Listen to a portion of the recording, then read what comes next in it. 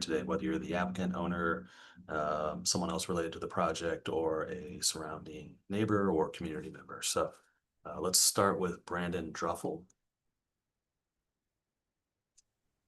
That is correct. I'm with Trouble Design and Landscape. I designed the driveway for the homeowner. Okay, great. Welcome. Then it looks like we have two individuals in the conference room under Brad. If you could unmute.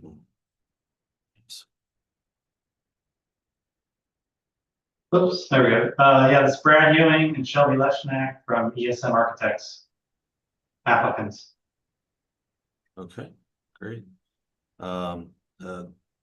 To the woman in the room, could you give me your name again and spell your last name for me? Yeah, it's Shelby. Last name is Leshnak, Leshnak. I'm just here to take notes. Oh, okay, great. Let's see. We also have Angela Williams here. Yeah, I'm the owner's representative. Okay, great. Are you a legal representative by any chance? No, real estate and construction representative. Got it. All right, welcome. And then it looks like we have a read.ai meeting. Is that person here? I think that happens automatically. I don't know how to get rid of it. I think that happens automatically. I don't know how to get rid of that. Oh, okay. All right. That's new to me, but okay. So that's something that's coming from your sign in then? I think that's, I'm going to try to get rid of that, but that's just AI note taking. Okay. All right. Well, then I think unless we're expecting anyone else to join us, we can go ahead and get started. Are you expecting anyone else to join us before we get going here? Or can we begin? From the applicants? No, the owner let me know he was traveling and couldn't be on, but okay, no problem. We also have Matt Lashide here from the zoning department. Welcome, Matt. Hey, morning, David. Morning, everybody. Morning. Okay, the last thing I need to do before we get started is to read through the hearing script. This is just going to cover the procedure for the hearing, and then we'll begin. So this is the August 6th, 2025 session of the zoning hearing examiner docket. The case before us today is case number ZH20250072. That's 2619 Handasyde Avenue. The purpose of this hearing is to allow applicants and any other parties to testify and to offer and refute evidence and testimony. This hearing will follow the rules found in the zoning code and the supplemental rules of the zoning hearing examiner. All testimony and evidence that an applicant or any other party wishes to offer must be presented at this hearing. The hearing will proceed as follows. The applicant, the applicant's attorney, or the applicant's agent will first present the applicant's case. For our purposes here today, I'll allow everyone that's in the room to speak during that time. You're all associated with the project in some way. And so this is your opportunity to just tell me about any background you think is important, what exactly the project is, the relief that you're requesting, and then of course, why you think that relief is appropriate. One of you can speak, all of you can speak. It's really up to you how you want to orient that presentation.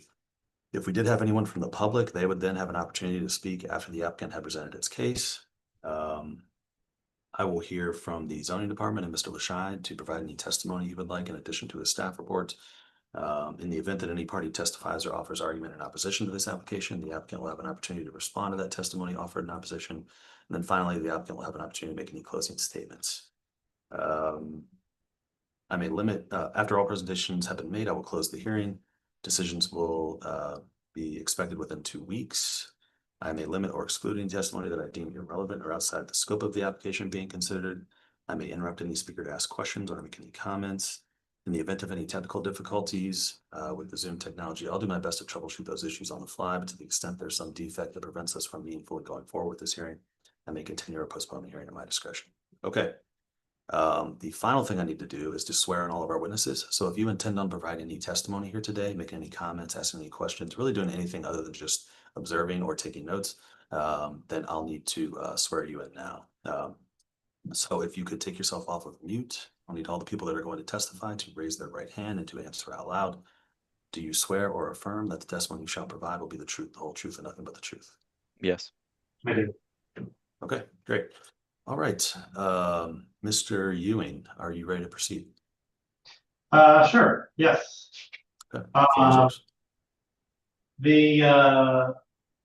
the nature of our application is pretty simple. We're in the middle of or towards the end stages of a whole house renovation, and we already have approval for the 2 curb cuts and what we call circle drive.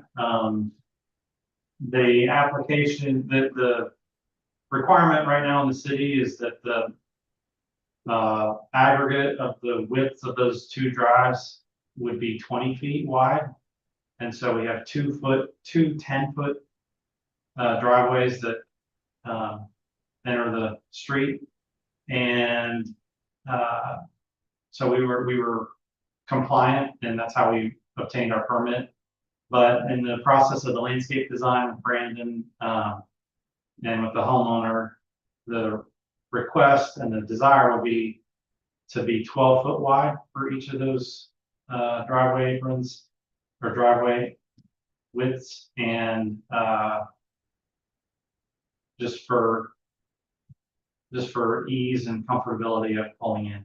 So because that's non-compliant, we had to ask for permission to do that. And so that would put us from the 20-foot max to a 24-foot, 12 each.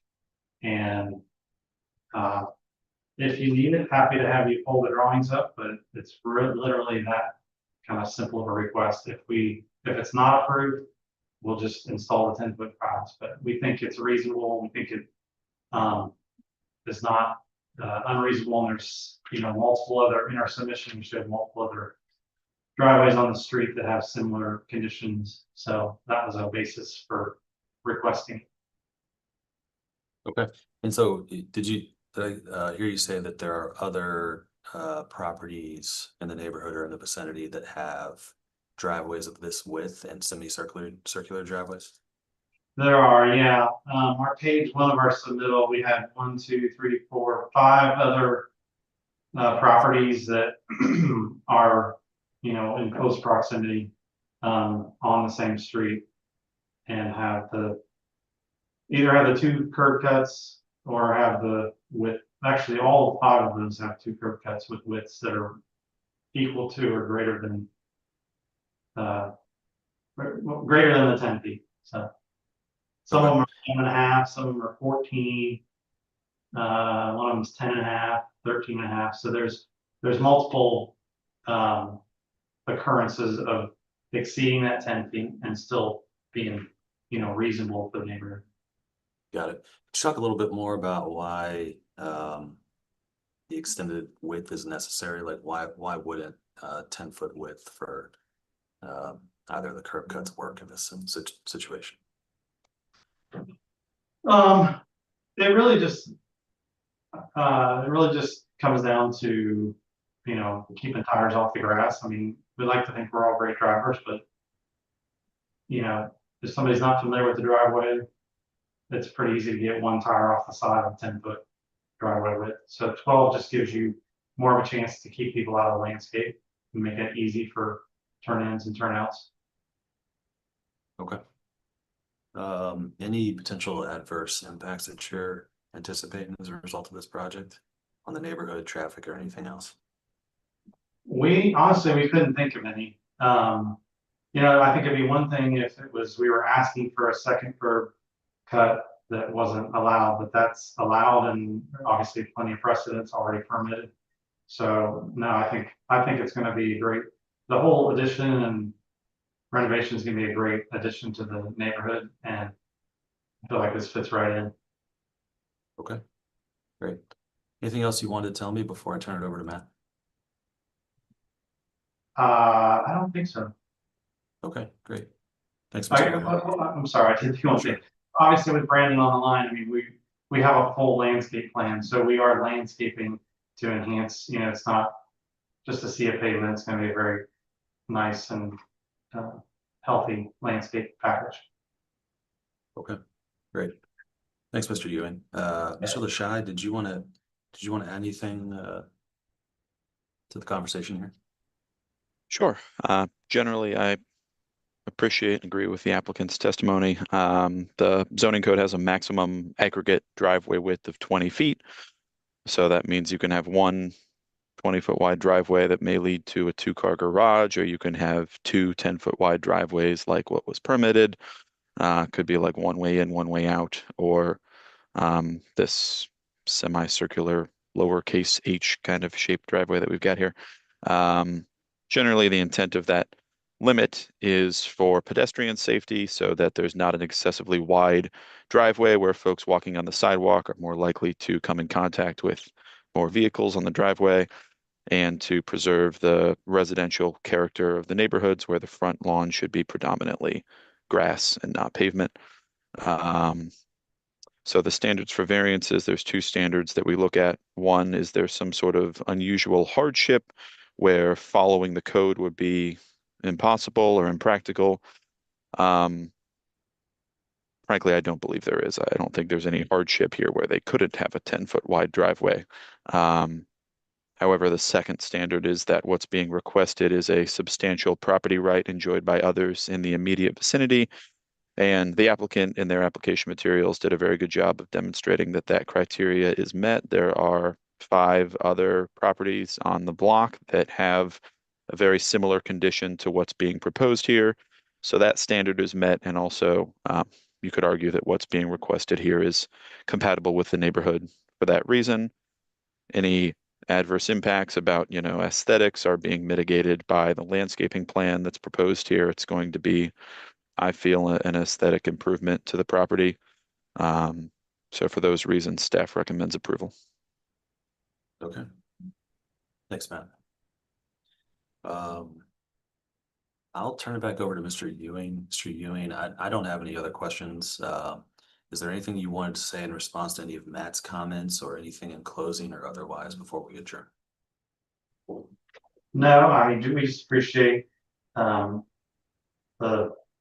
partnership and the teamwork of being able to ask the questions, try to understand what the requirements are. So I feel like we've got a good rhythm with that, and yeah, thankful for the opportunity. Okay, great. Let's leave it at that. I've had a chance to review the application materials and the staff report. Based on that and based on the testimony that I've heard here today, I think it would be impractical to strictly enforce the zoning code of this project, so I am going to approve the project. I need to formalize that approval in a written decision. I mentioned at the beginning that typically takes about 2 weeks. I'll do everything I can to try and get that out to you as quickly as possible. As soon as I finish it, I'll put it into a PDF and I'll email it to everybody who's in the hearing here today. So you'll have a copy of that really just moments after it's complete. Once you have that actual written decision, Matt can approve the permitting, the zoning permitting on his end, and you all can take the next steps. Any questions about any of that? Yeah, thanks so much. Okay, great. Well, good luck with the project, everyone. Thanks again for your time, your testimony, and have a wonderful